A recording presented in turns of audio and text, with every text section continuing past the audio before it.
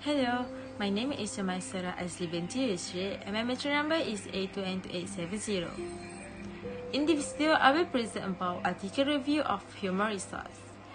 And my title of this article review is Implementing the Equality, Diversity and Inclusion Agenda in Multinational Companies, a Framework for the Management of Linguistic Diversity by Silva Chiu, Martina Silva and Emil Harsi.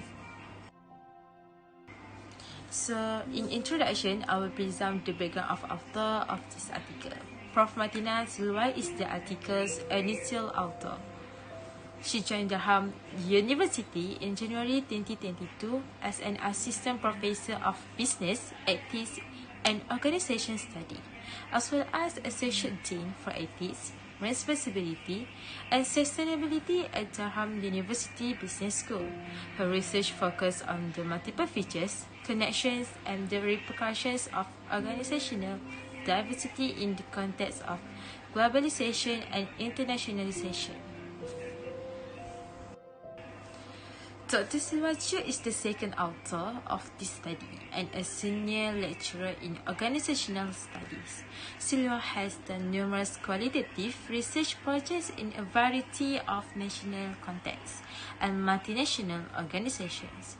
She usually incorporates cutting-edge research methods into her research designs. Silva has always been interested in management models and concepts that can be applied to many cultural and linguistic contexts, organizational change, and organizational culture.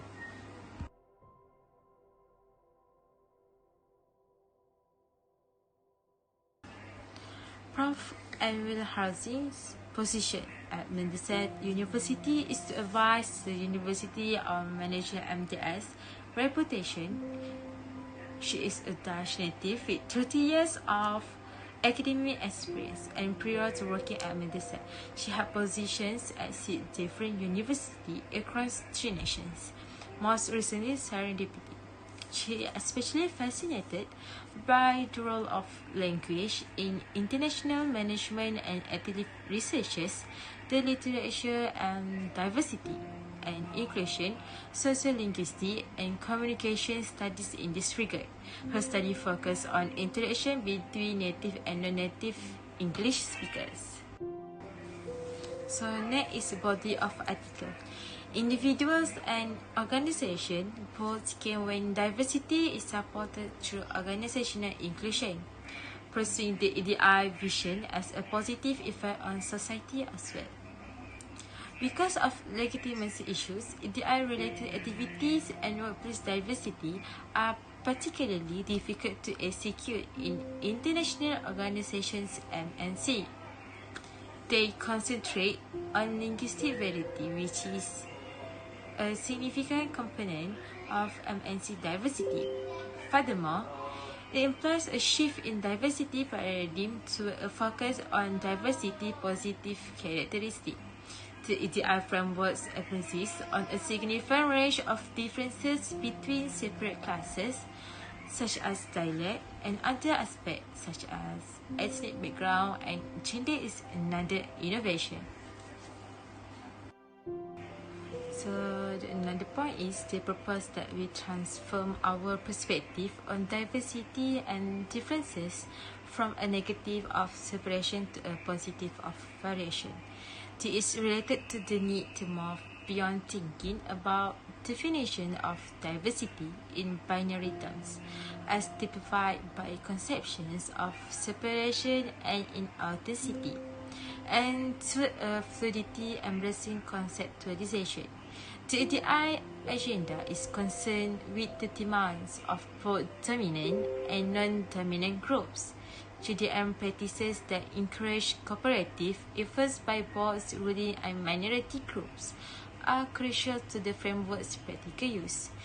The EDI agenda, as part of linguistic diversity management, strives to prevent language-based prejudice and enhance linguistic inclusion.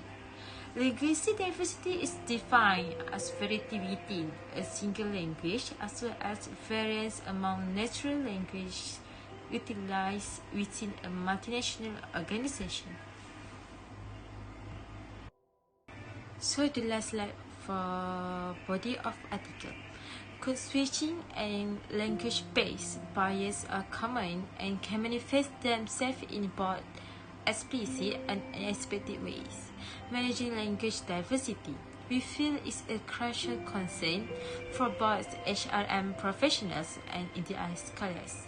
Reciprocity refers to the notion and real application of responsibility for successful communication as a joint, mutual effort by all speakers in the setting of linguistic variation. Foreign language users' abilities are not needed for effective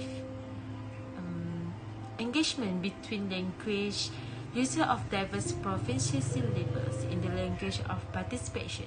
Incorporating a reciprocity focus into the real implementation of linguistic workplace diversity is an extension of the conceptual reframing of language problem as flexible rather than binary.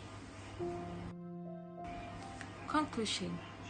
Finally, the author proposed that in order to behave very differently, one must initially think differently, entails shifting from deficit focus, binary, and static perspective of linguistic variety and speaking to one of variance and fluidity. This article can be theoretically generalized and effectively applied to other dimensions of diversity besides linguistic diversity.